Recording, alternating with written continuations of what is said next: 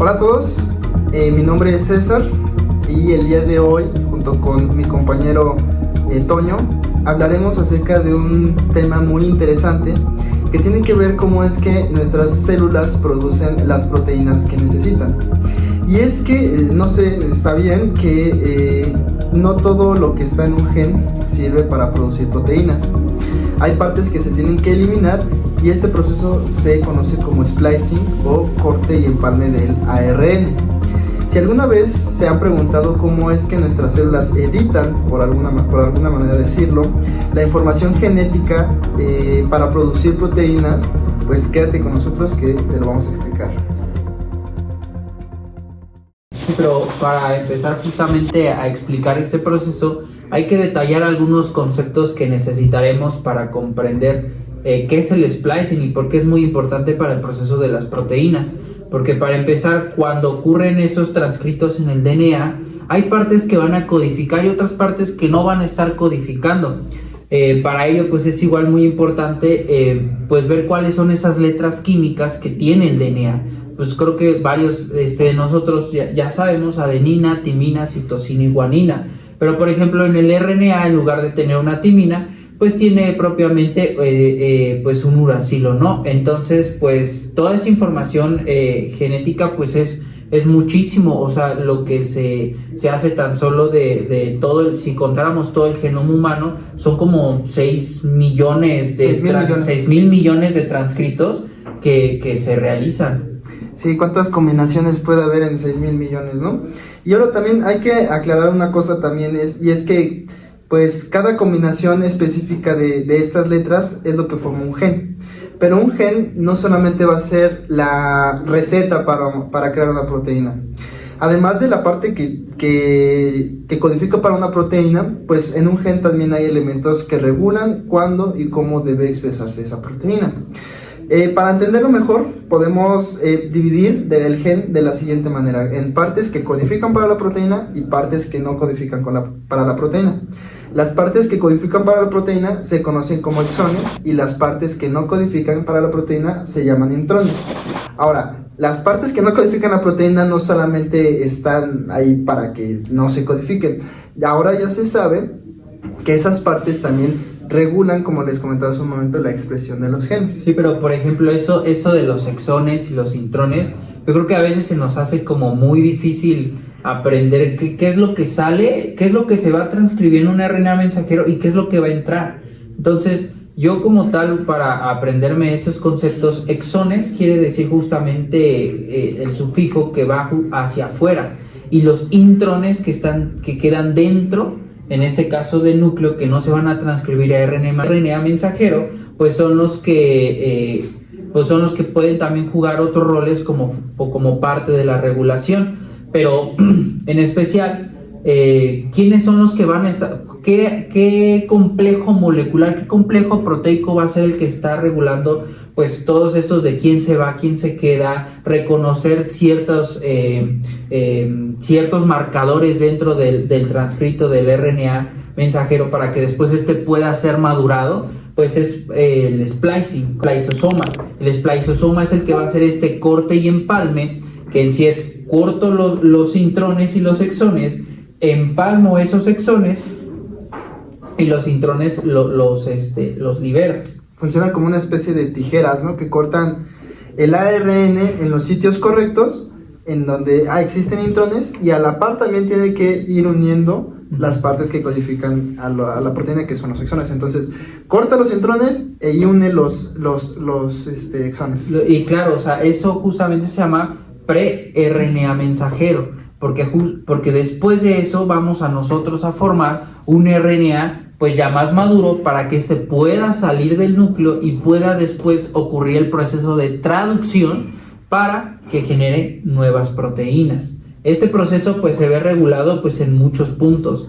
Primero, recordemos, todo aquí en este proceso biológico tiene un orden altamente exquisito y se tiene que seguir todo al pie. Tanto importa muchísimo la distribución espacial tanto de los RNA mensajeros y también en qué dirección se van a unir el spliceosoma. porque no es lo mismo nosotros, ¿no? Cuando leemos, no es lo mismo leer de izquierda a derecha, o como leen los chinos de arriba a abajo, o como leen otras culturas que leen de derecha a izquierda. Es muy diferente y da diferentes mensajes.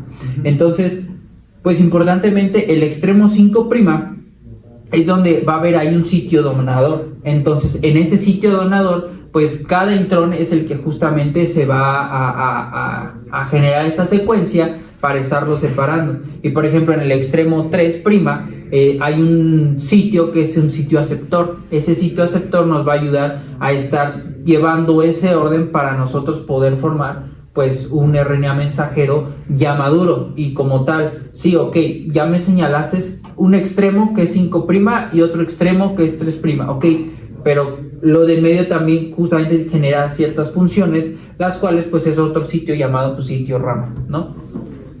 Sí, y aquí otro dato muy interesante acerca del splicing es que también permite que un gen pueda producir diferentes proteínas.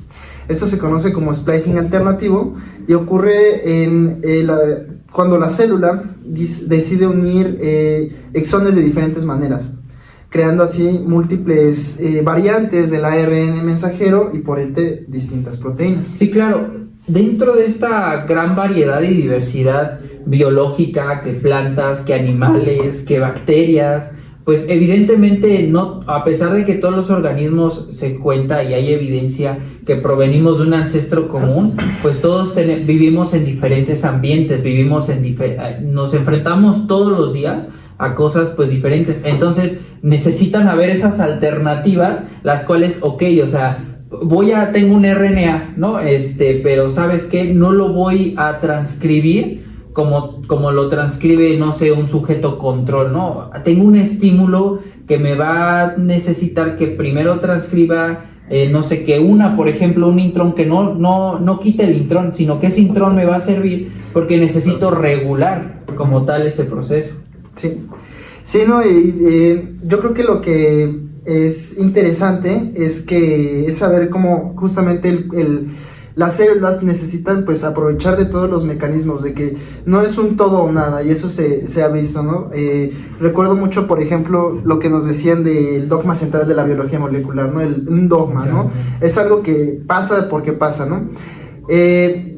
No sé si recuerdas igual que hay cuando se secuenció por completo el genoma humano dentro de las principales etapas, se decía que todo ese ADN que no formaba parte de una proteína se le conocía como ADN basura. Sí. Ese ADN basura, ahora sabemos, esos intrones que no codifican para las proteínas, ahora sabemos que se utilizan para la regulación de la misma proteína o de otras proteínas o para la creación de otras proteínas. Y esa es la importancia del splicing, ¿no? Saber que no es un todo o nada, de que si no formas parte de la proteína, ya no sirves de nada. No, ahora sabemos que esos intrones pueden funcionar en otras cosas. Y como lo dijiste, ¿no? O sea, el dogma como tal, pues la ciencia como se conoce es dogmática, es decir, hoy sabemos algo, mañana probablemente cambie muchísimo. Entonces, eso de que había DNA basura que no codifica, que no servía a nada, pues en la actualidad ya se sabe que eso inclusive ayuda a generar como tal regulaciones que nos van a permitir pues que probablemente ahorita la proteína no se necesite, se necesite más o menos preparada, bueno, el transcrito se necesite más o menos preparada. Tiene que estar ahí, ¿no? Exacto, tiene que estar ahí, pero ya en un proceso después, ¿sabes qué? Sí la voy a necesitar, quiero ya rápido, y entonces empiezo a quitar ahora sí el intrón y ahora sí a unir los exones para que formen las proteínas. Son varias estrategias que la célula necesita y requiere para que esta pueda pues responder a lo que es su medio.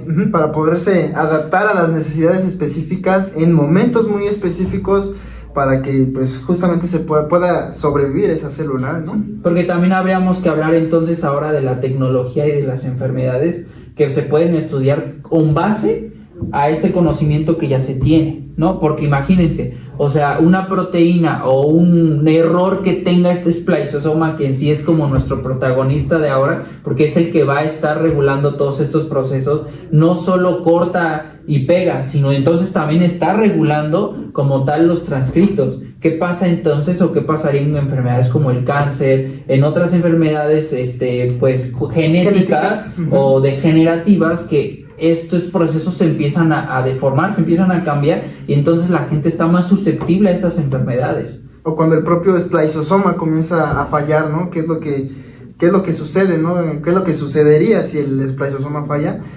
Sería muy bueno, es interesante pues ver qué pasaría, ¿no? ¿Qué es lo que pasa en esas situaciones? Y creo que ese es el tema de ahora, en el cual pues nosotros pues analizamos en este video corto qué entonces hace el spliceosoma, qué tan importante es este splicing, cómo esto va a ayudar a la maduración de los RNA mensajeros y a su vez cómo le ayuda también a la célula a estar sobreviviendo en un ambiente pues lleno de cambios constantes. Muchas gracias. Hasta luego.